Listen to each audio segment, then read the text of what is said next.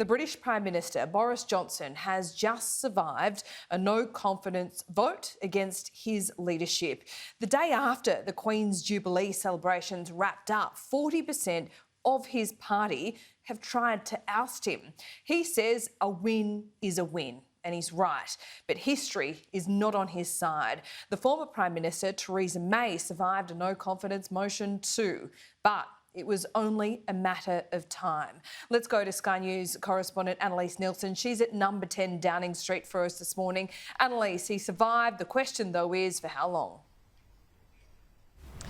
Indeed, even though it is going to be tricky for his party to do anything now, there's a year that they have to wait before they can have another vote of no confidence, but it's not looking good. If you can look at the numbers here, 359 Conservative MPs, 211 voted that they still had confidence in Boris Johnson, 148 no confidence. That gives him a majority of 63.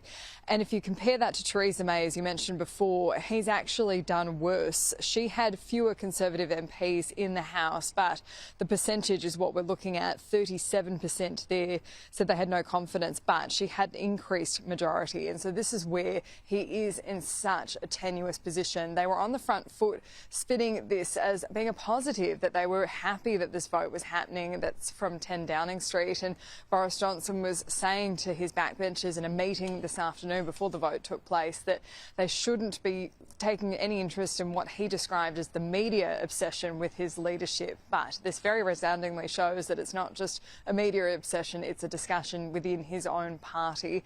After the vote, he said that he's confident that they can move on.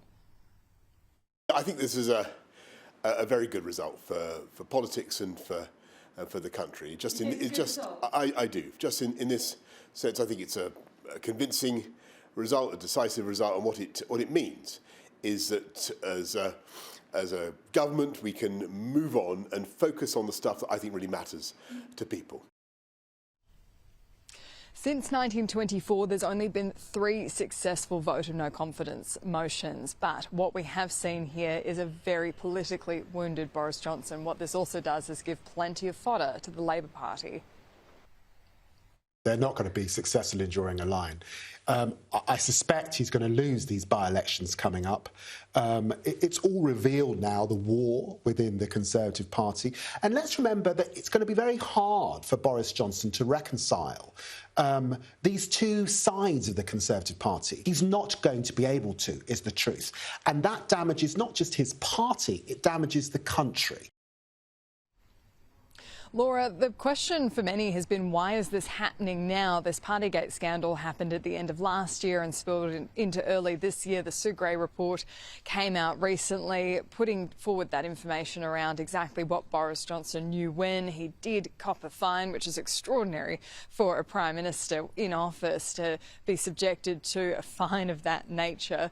This is where he's been undermined with his electorate. While they were suffering through lockdowns, these party details keep coming through that they were breaking their own rules, that they were enforcing across the country. But the other issue is the fact that it's not just his opponents who found another reason to dislike him, it's his own supporters. And this has come into really sharp focus at his attendance at the Platinum Jubilee service of Thanksgiving. This was celebrating the Queen's 70 years of service, community leaders from across the country as well as royals coming together. And it was there when he and Carrie Johnson arrived. I was outside among the crowd, and it really was a resounding boo from the audience.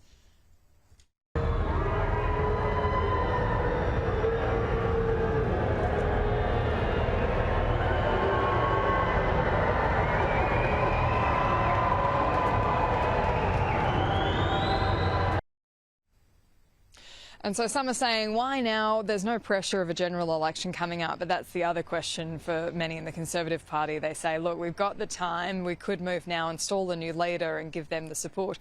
One of the things that's keeping Boris Johnson safe, though, is there's no obvious alternative that's put their name forward, is being considered as a genuine leadership contender. And so that's going to be the discussion in the coming weeks, months. Will someone start getting the numbers ready?